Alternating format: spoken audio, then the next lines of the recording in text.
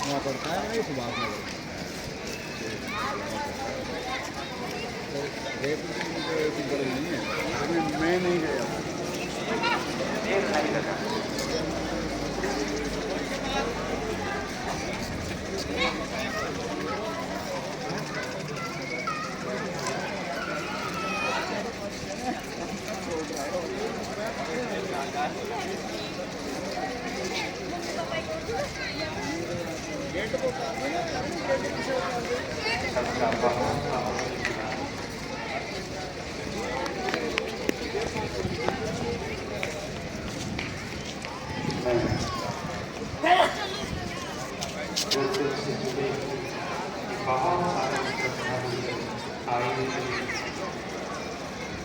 और एक काम का व्यक्ति यहाँ नहीं बैठा, कम से कम 12-15 प्रांतों के लोग यहाँ श्रद्धा लेकर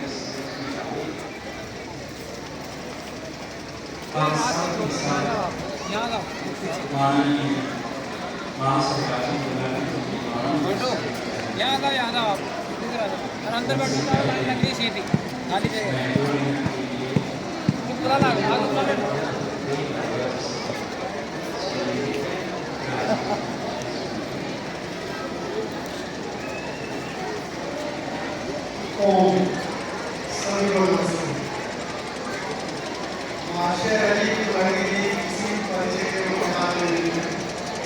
संसार में मेरे क्या कोई ऐसा देश नहीं जहाँ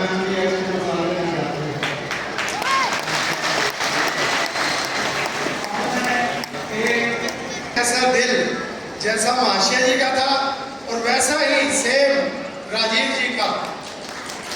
एक छोटा सा मैंने अनुरोध किया था कि इस गुरुकुल में जिस कमरों में बच्चे पढ़ते हैं उसकी छत चूती है, उसका लेंटर डलवा दो। तो उन्होंने वो कमरे तोड़वा के नहीं बनवाए और उसके बाद जो जो यहाँ सहयोग किया वो मैं बता नहीं सकता, आप सबको पता है।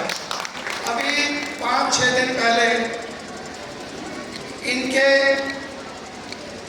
पास मैंने किसी को लेके जाना था और किसी कारणवश मैं नहीं जा पाया, तो इन्होंने मुझसे पूछा कि वो मुझसे क्या चाहते हैं। मैंने कहा मुझे नहीं पता। इन्होंने कहा क्या देना, मैंने कहा वो भी मुझे नहीं पता, आप मिलो जानो परखो और जो मर्जी दो।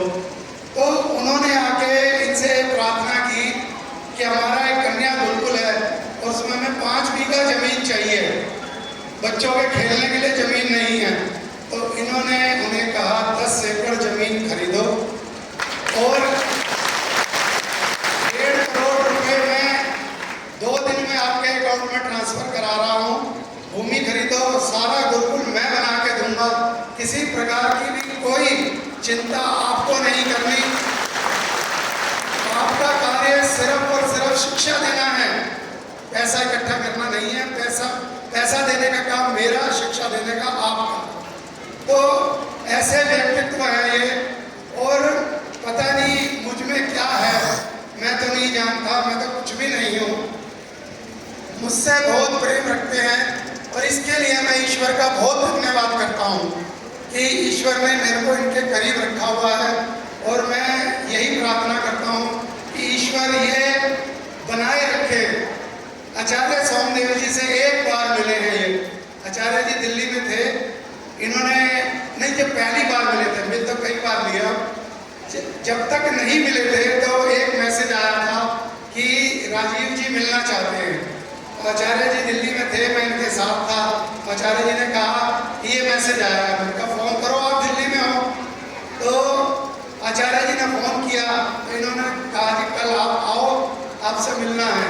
और उसके बाद आचार्य जी का प्रभाव, आचार्य जी को तो आप लोग जानते ही हैं, आचार्य जी किस श्रेणी के व्यक्ति हैं। इन जैसे विद्वान संसार में गिने चुने हैं। मेरे ख्याल से आचार्य जी जैसे विद्वान अगर आप उंगलियों में गिनोगे तो 20-25 निकलेंगे, इससे ज़्यादा संसार में नहीं निकल सकते। मैं देश की बात नहीं करता।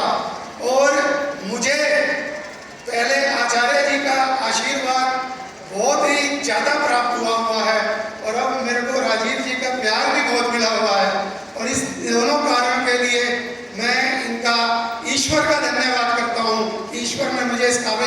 बनाया, इस काबिल समझा।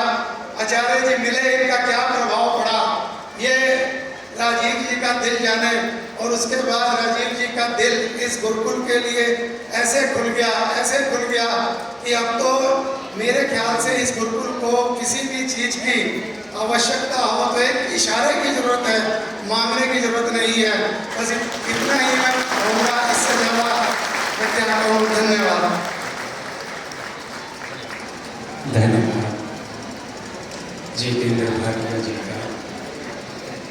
अब मैं माननीय प्रेम जी को आमंत्रित करता हूँ। प्रेम जी अपनी अभिव्यक्ति करेंगे।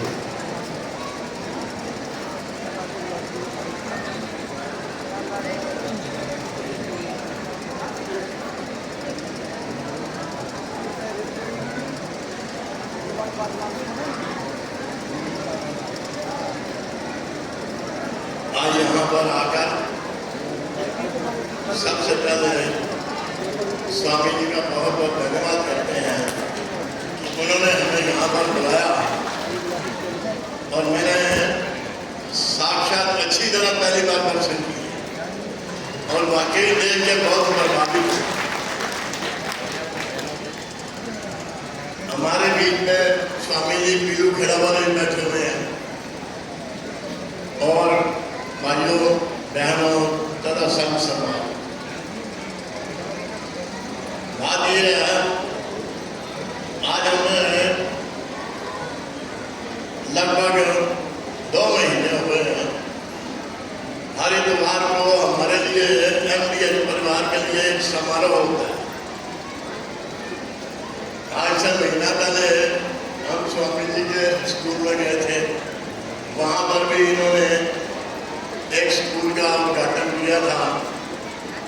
उसके बाद उससे पहले गौशाला में गए थे, वहाँ पर भी हमारे राजीव जी ज्योति ने उद्घाटन किया था।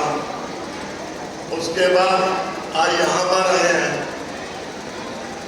और ये जो हफ्ते में एक दिन है, ये MDH परिवार के लिए ये खास करके दान पुण्य का दिन ही हो गया। अच्छे गाँव आज हम यहाँ पर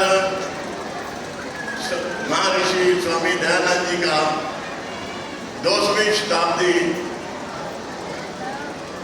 जन्म शताब्दी मनाने जा रहे हैं, जो कि आज पिछले हफ्ते से शुरू हो गई है। और ये एक बड़े सहयोग की बात है कि हमारे मास्टर धर्मपाल जी, जो कि MDH के संस्थापक राजीव जी के पिताजी, उनकी 100वीं शताब्दी शुरू हुई है। ये प्रभु की बड़ी कृपा होती है कि गुरु और शिष्य एक की 200वीं और एक की 100वीं, और ये सारा हिंदुस्तान मनाने जा रहा है। और मास्टर जी का नाम भी जो है सारा हिंदुस्तान का वर्ल्ड में MDH का नाम जो है, हम मास्टर जी के साथ 5-6 देशों में गए थे, लंदन में, स्विट्जरलैंड में, वहाँ पर भी जितने आर्य समाज हैं